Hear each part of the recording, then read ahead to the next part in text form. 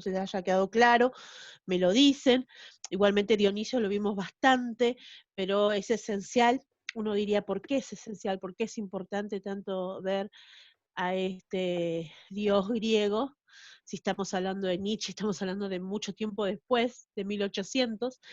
Y bueno, y como decíamos, sí es relevante porque está asociado a la vida, y para Nietzsche la vida es sumamente importante, es el centro de todo y es la base de su teoría, y no es casual que sea una teoría vitalista, la de él. Vamos a ver otros autores que también abarcan dentro de, podríamos decir, esta corriente filosófica, el vitalismo.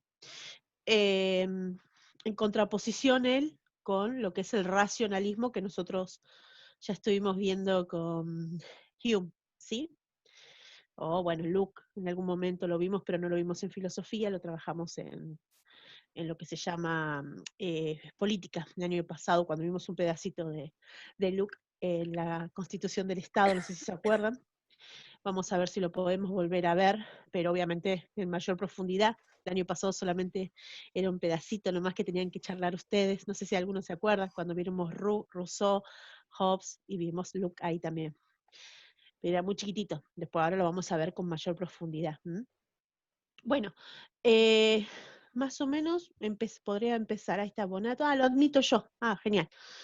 Eh, Voy a compartir pantalla. Ahí la señorita linda Gaby ya me permitió. Eh, Ahí está Rocío. Ahí acepté a 2 chicos más, Gaby. Bueno, gracias. Ahí está. Ahora nos vamos a dirigir a donde nos quedamos, ¿sí? Avanzamos acá. Vieron que es re largo el PowerPoint porque tiene un montón de cosas. Hay algunas que por ahí las pasé de largo porque me parecía que ya habíamos visto demasiado, pero bueno, de lo mismo, pero igual las dejo así para que ustedes las tengan. No les hice ninguna pregunta de Nietzsche todavía. Esto va a ser para que trabajen, supongo yo, esta semana y la otra cuando les dé, ¿sí? Bueno, voy a empezar, ¿sí, chicos? Así que si tienen algún trabajito, algún papel para apuntar, apunten, ¿bien?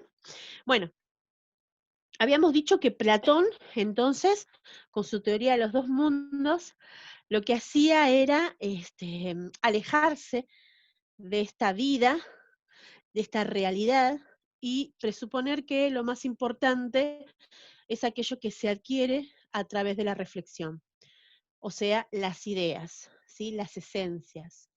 Para Nietzsche esto no debe ser así, sino que la vida hay que vivirla, por más que la vida sea cruel, por más que en la vida haya muerte, caos, porque eso es la vida. La vida no es solamente lo racional. La vida hay que entenderla como algo que me hace feliz, como también me da tristeza, ¿sí? No podemos ignorar esa parte. Para Nietzsche, este mundo en el que vivimos, esta vida que vivimos, está plagado de lo dionisiaco, ¿sí? De lo contradictorio. El mundo que existe es un mundo dionisiaco. Ese podría decirse que es la base, por eso tanto y tanto y tanto fue lo que hablamos de Dionisio, o Dionisos, según lo vean ustedes. Entonces, bueno, siempre va a tratar de buscar en su explicación filosófica lo opuesto a Platón. Bueno, y ahora sí, empezamos con la crítica a la moral. ¿Bien? ¿Se acuerdan que yo les dije que hace 3 críticas Nietzsche? La crítica a la filosofía clásica, la crítica a la religión, específicamente al cristianismo, y la crítica a la moral europea.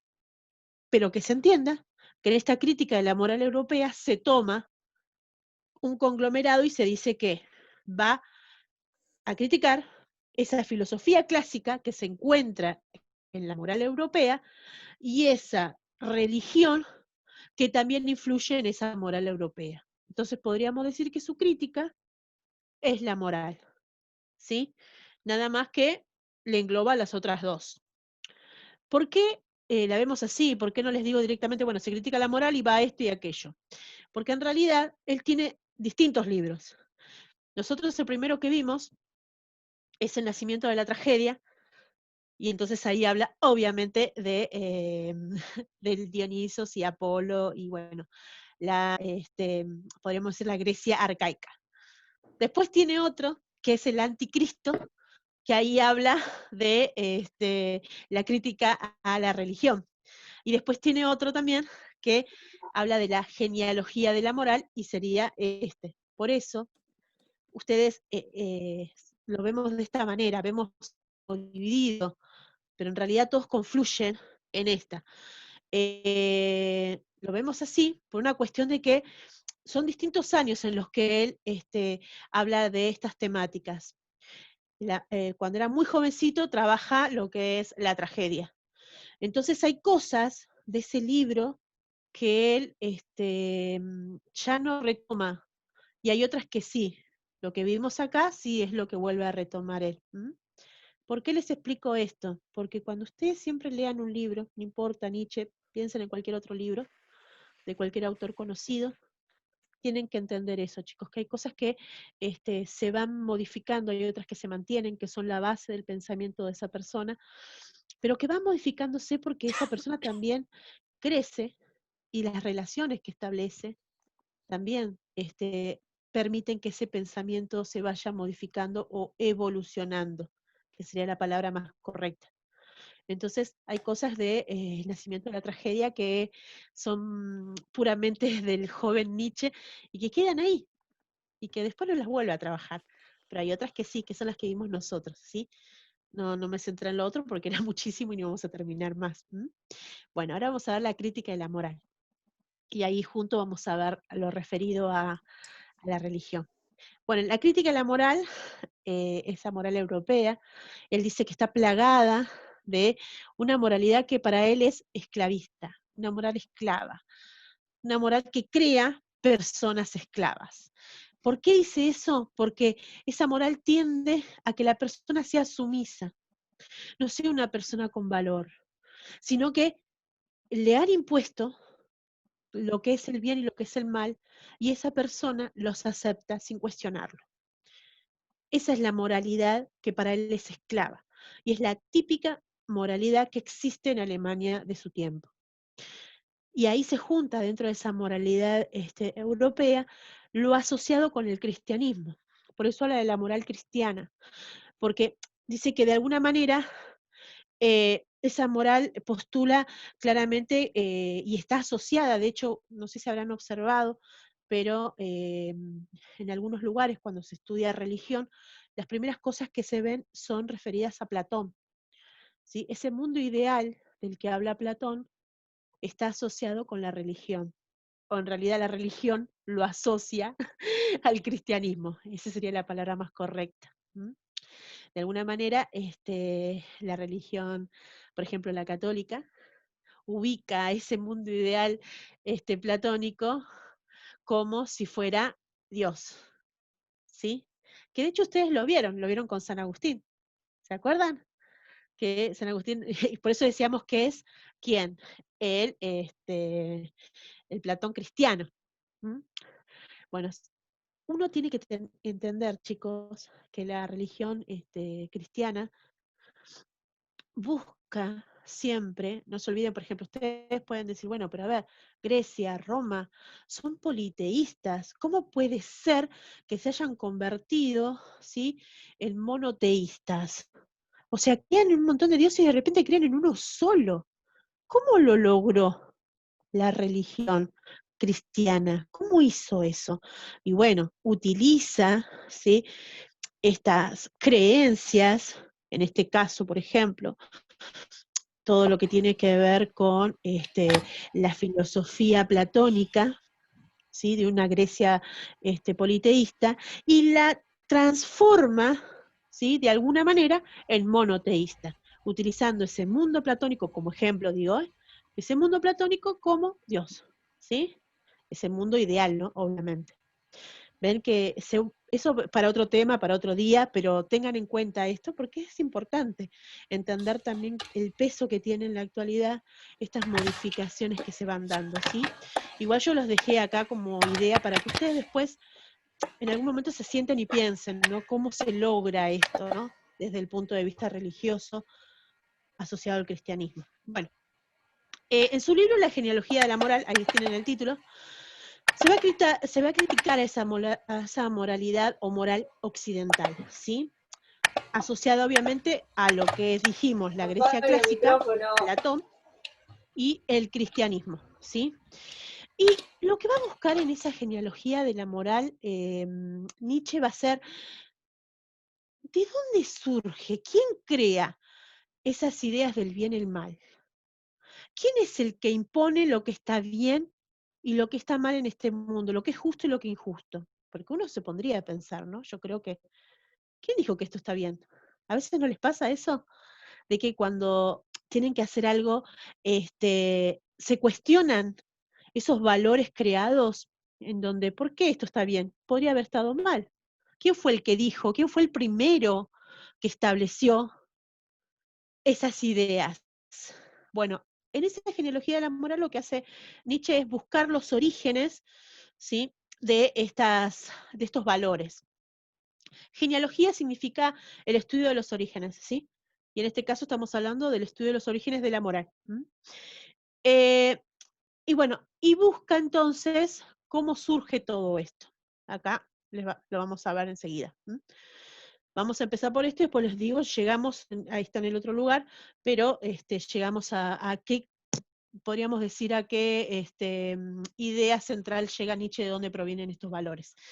Bueno, primeramente, el altruismo, va a decir Nietzsche, que es una de las cosas que esta moral tiene, esta moral europea, y que él juzga.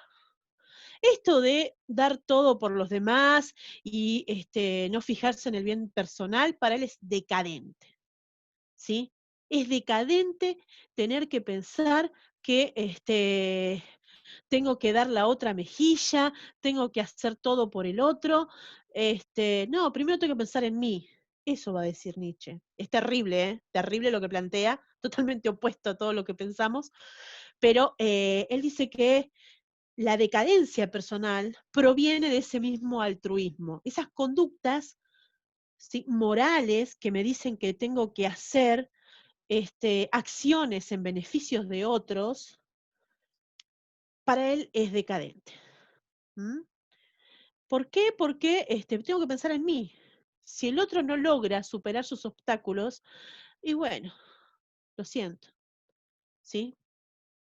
No debo yo ofrecerme como mártir por otros. Esa es la idea nietzscheana o nietzscheana de lo referido a la moral, esa moral europea que para él es decadente.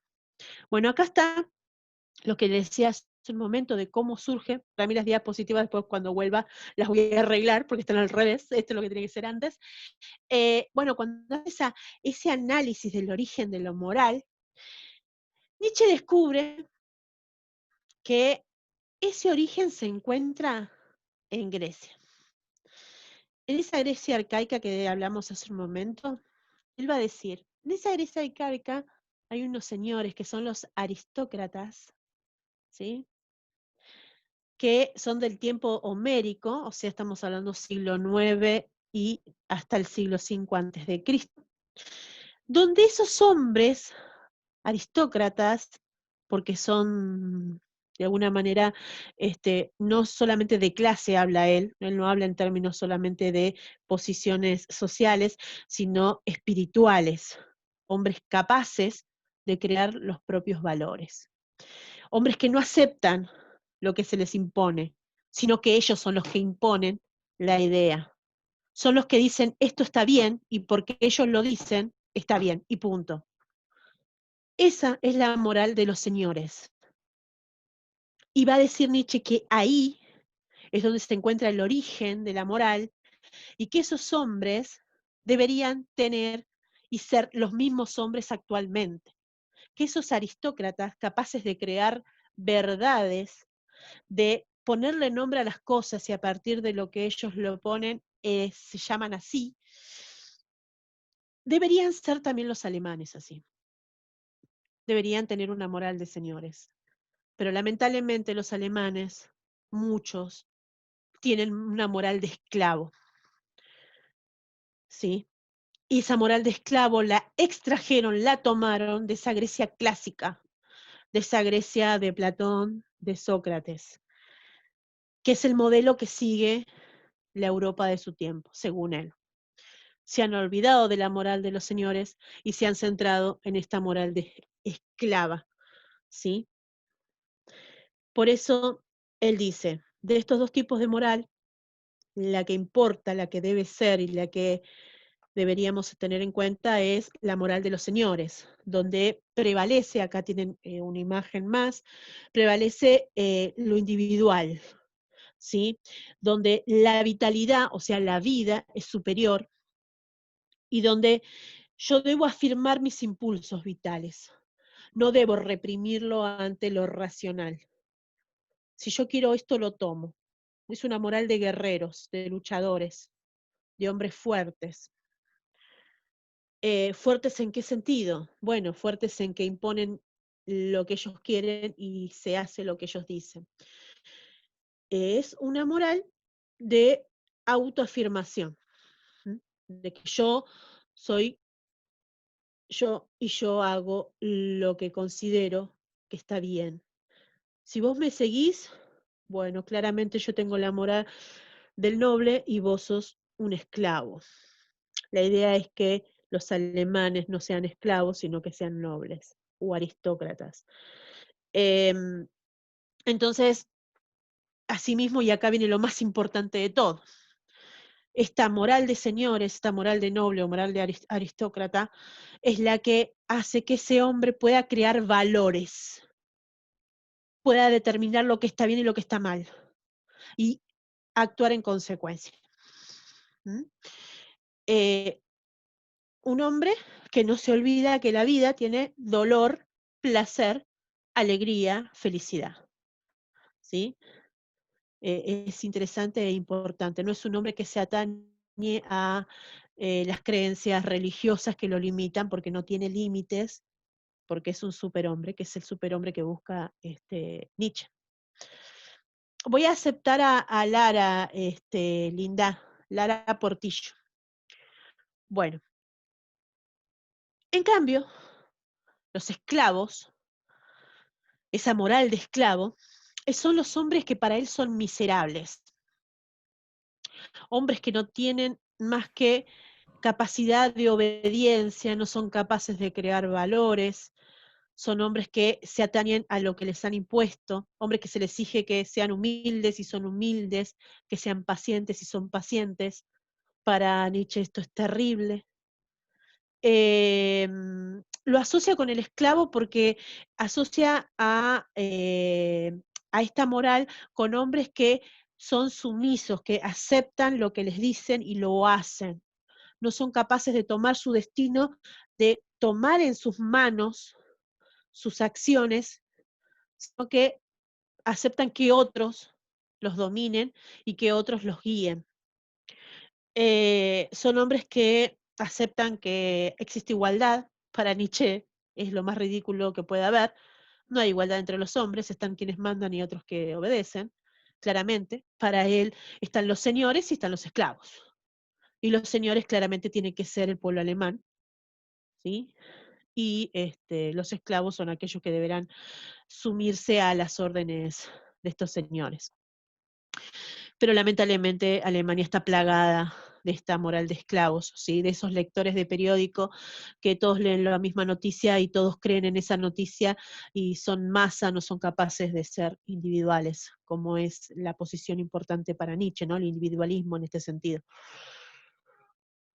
Y aceptar que debo sufrir por otros, eso también es otra cosa que no está aceptada para Nietzsche. Por eso dice que estos hombres no aceptan la vida, la niegan porque no la viven.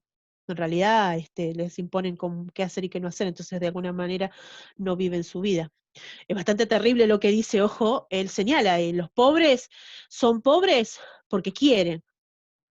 Y entonces yo no tengo que darle limosna a los pobres. Si yo tengo lo que tengo es porque soy un hombre de voluntad y ha logrado tener éxito porque es un señor. Aquellos que son pobres y hay que ayudarlos a morir.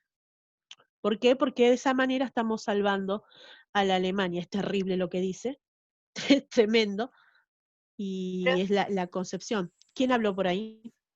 No, Ludmila, es como Sí. que no toma un equilibrio, ¿no? Es como que de un extremo.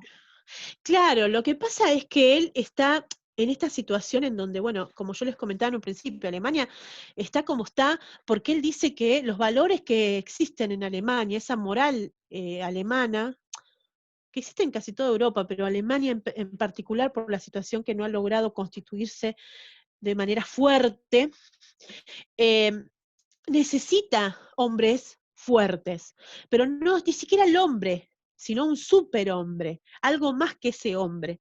Y ese superhombre solamente puede ser aquel que tenga esta moral de señor, que logre imponerse sobre los demás, porque claramente no han logrado eso y por eso han perdido tanto territorio. Acá, chicos, no es casual todo lo que está diciendo. Si yo digo todo esto en 1900, ¿no? Cuando muere, y después les dije lo de la Primera y Segunda Guerra Mundial. Entonces, este filósofo, el filósofo de quién puede llegar a ser, o por lo menos es el análisis que se hace filosóficamente, y que ustedes también lo pueden hacer. ¿Para quién sería estas teorías filosóficas? ¿A quién le servirían más que a nadie durante la Primera y Segunda Guerra? Bueno, en realidad más en la Segunda Guerra Mundial. ¿A qué figura, a qué partido? ¿Se te ocurre, Lautaro?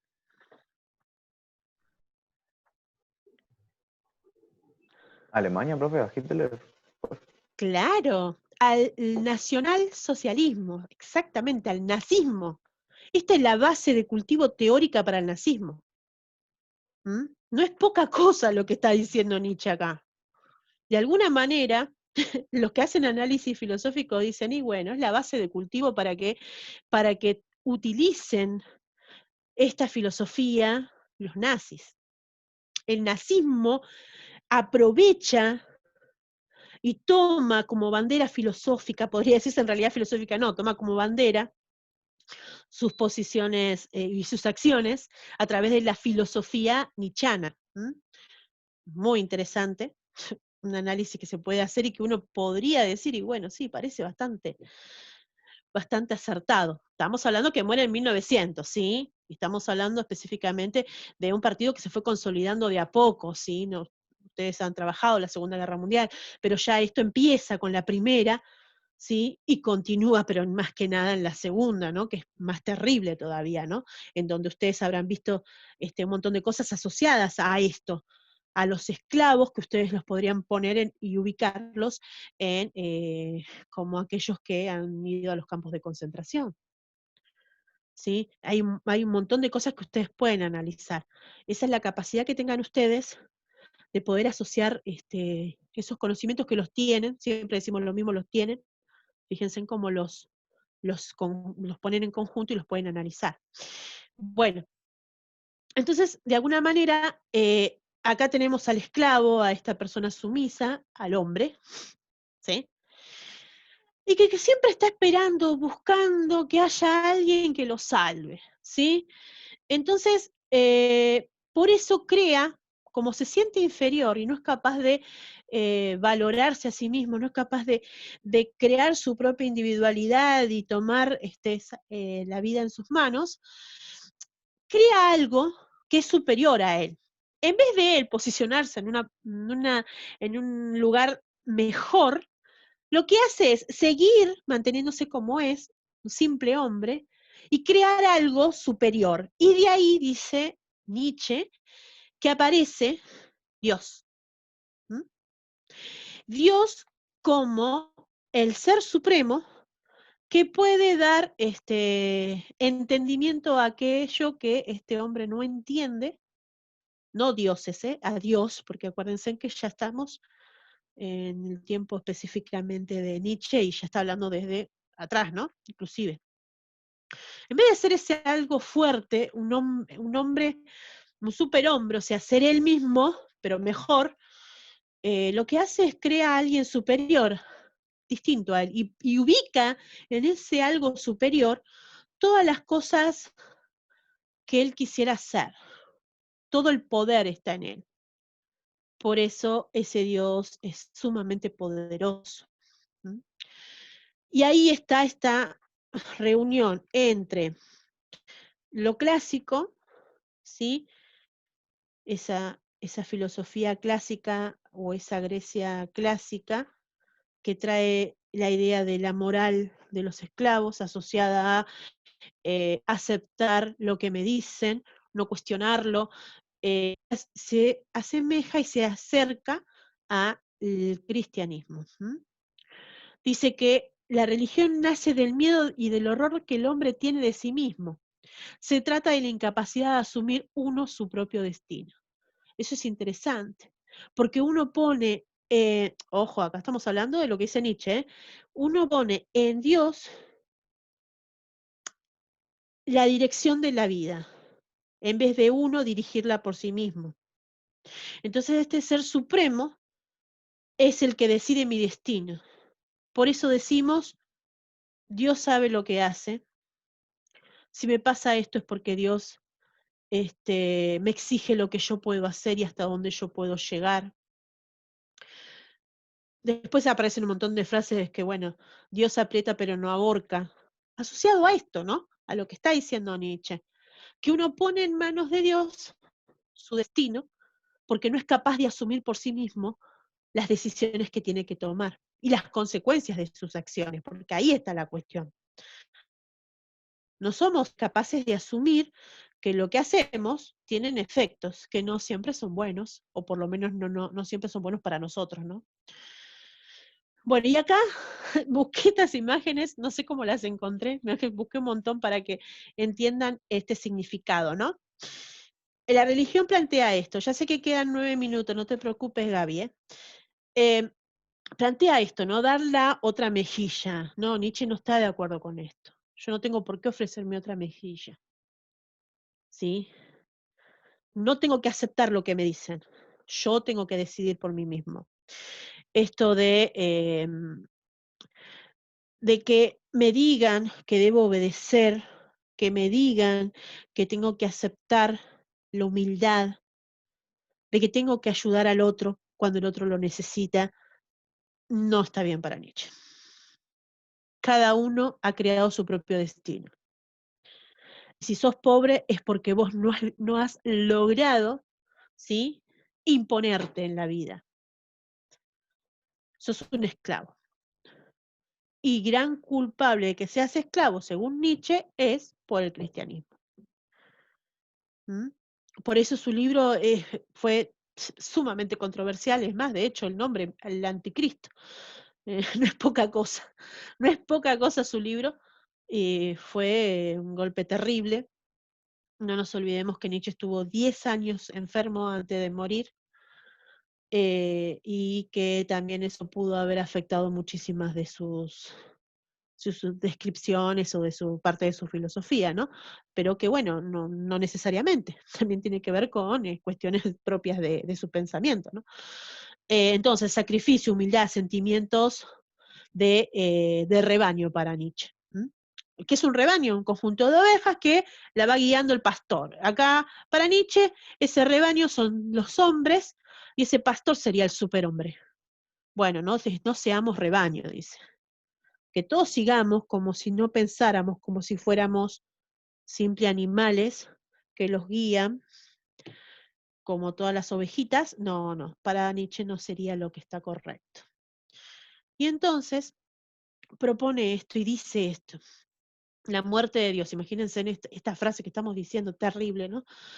Terrible para su momento y terrible hasta el día de hoy, ¿no? Porque no es cualquier cosa estar en contra de las creencias de las personas, ¿no? Dice, la idea de la existencia de Dios constituye, según Nietzsche, la destrucción de la vida.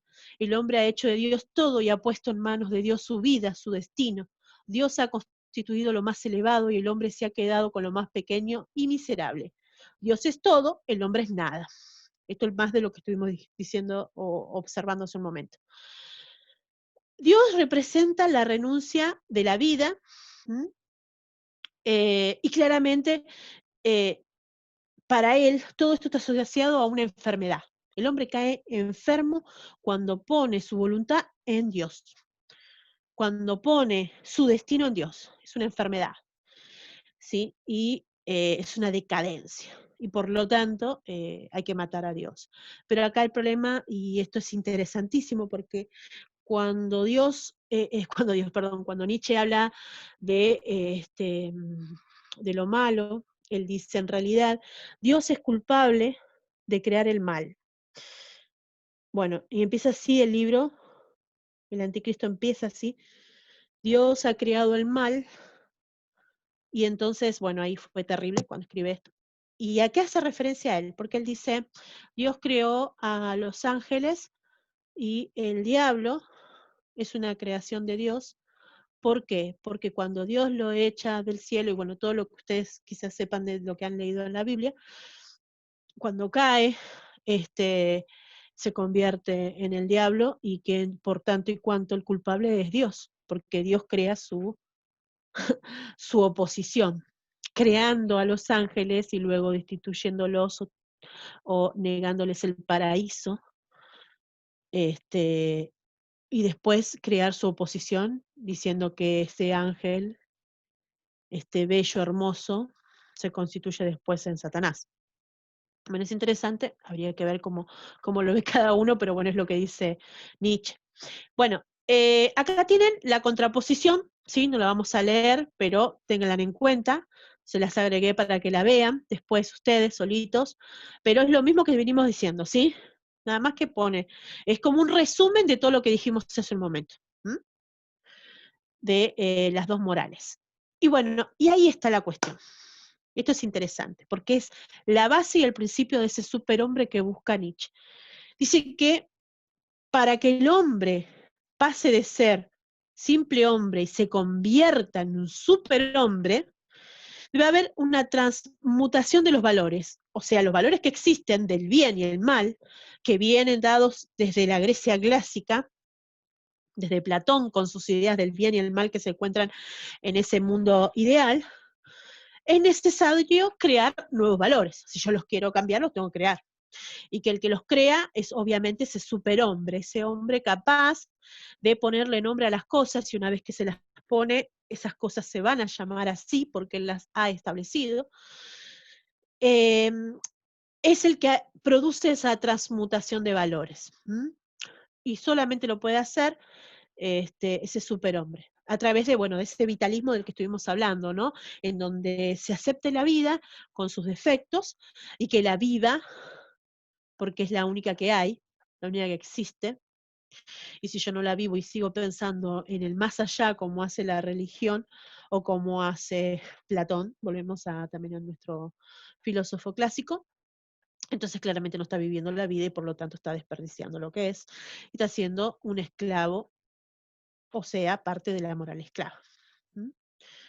Bueno, ahí nos quedaríamos, chicos, porque si no, me queda lo del superhombre, que no es mucho, ¿sí? Esta transmutación, que es este superhombre que vamos a ver después.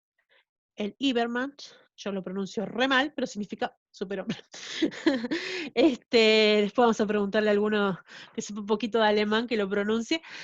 Entonces, bueno, esto sería, acá llegamos y nos va a quedar solamente, lo único que nos va a quedar es hablar de ese superhombre que es muy cortito, y ya poder entrelazar para que ustedes hagan su actividad.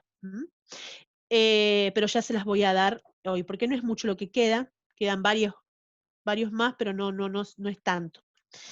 Y ven, quedan quedan 7 diapositivas, pero es más que nada para que cerremos el tema, pero prácticamente ya está. Lo que quiero que entiendan, chicos, es que es interesante Nietzsche, tiene sus vueltas, tiene sus increíbles palabras que pueden ser muy difíciles, muy fuertes, a algunos les encanta, otros obviamente que no. Es un filósofo cuestionado. Es interesante, ¿por qué? Porque es distinto, ¿sí? Es distinto a todo lo que vimos. Y es distinto a las cosas que van a ver. Hay muy pocos con esas ideas extrañas. Schopenhauer, cuando lo veamos, van a ver que también tiene una tendencia media extraña y diferente, pero Nietzsche siembra siembra el caos porque se lo asocia con lo que decía Lautaro, ¿no? Con este nazismo. Se lo asocia con el hecho de que es la base teórica de lo que luego nosotros vemos en la realidad, lo que observamos. Hitler sería un superhombre. ¿Para quién? Para Nietzsche. ¿Mm? ¿Por qué? Bueno, porque creó los propios valores. Él dijo que todo lo malo, ¿quiénes son? Los judíos, los negros, los homosexuales. Todo lo bueno, que es el alemán. Pero no cualquier alemán, ojo, porque el discapacitado alemán también sería malo. Es el alemán perfecto, ¿sí? La raza aria es ese superhombre del que habla Nietzsche. ¿Mm? Es interesante, ¿no? Me parece a mí que es bastante, se puede sacar bastantes cosas. ¿Alguien tiene alguna pregunta al respecto? Lucía como que, ay Dios, mucha información, Lucía, ¿no?